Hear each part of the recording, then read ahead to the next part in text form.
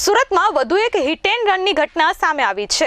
થોડા દિવસ પહેલા લાલ દરવાજા વિસ્તારમાં સર્જાયેલા અકસ્માતના સીસીટીવી ફૂટેજ સામે આવ્યા છે। આંખના પલકારામાં પૂરપાટ ઝડપે આવતી કારના ચાલકે બાઇક સવાર પરિવારને ઉડાવ્યો હતો। આ અકસ્માતમાં ગર્ભવતી પત્ની અને પતિ ઈજાગ્રસ્ત થયા હતા, જ્યારે 3 વર્ષની બાળકીના હોઠમાં ઈજાઓ પહોંચી હતી। સમગ્ર મામલે પોલીસે તપાસ શરૂ કરી છે। મળતી માહિતી પ્રમાણે સુરતના સલાબતપુરા વિસ્તારમાં 26 વર્ષીય સારિક અનવર ગુલામ દસ્તગીર સંયુક્ત પરિવાર સાથે રહે છે।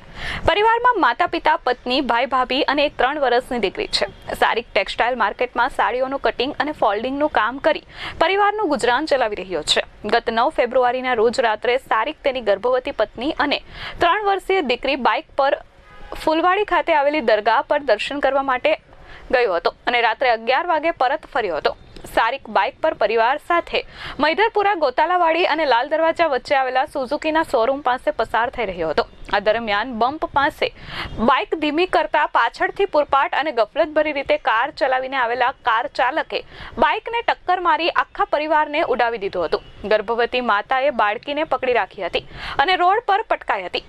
પતિને પણ ઈજા થવા છતાં કાર પાછળ દીકરીને ઉઠાવીને દોડ્યો હતો। જોકે કાર ચાલક અકસ્માત બાદ ફરાર થઈ ગયો હતો। અકસ્માતને પગલે આસપાસથી લોકો દોડી આવ્યા હતા અને ઈજાગ્રસ્ત થયેલી મહિલાને ઉંચકીને સાઈડમાં લાવ્યા હતા। આ સાથે જ યુવકને પણ ઈજા પહોંચી હતી, જ્યારે 3 વર્ષની બાળકીને હોઠ પર ઈજા થઈ હતી।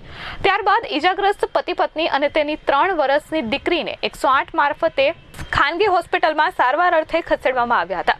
ત્યાંથી વધુ સારવાર અર્થે આખા પરિવારને સુરતની નવી સિવિલ હોસ્પિટલ ખસેડવામાં આવ્યો હતો, જ્યાં ત્રણેયની સારવાર ચાલી રહી છે।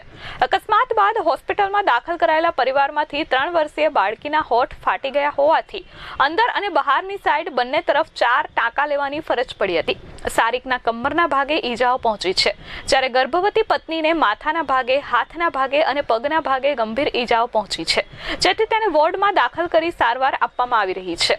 આ મામલે સારિક દ્વારા અજાણ્યા કાર ચાલક વિરુદ્ધ મૈદરપુરા પોલીસ મથકમાં ફરિયાદ નોંધાવવામાં આવી છે। પોલીસ દ્વારા સીસીટીવીના આધારે કાર ચાલકની શોધખોળ હાથ ધરવામાં આવી છે। Bureau report S24 news, Surat.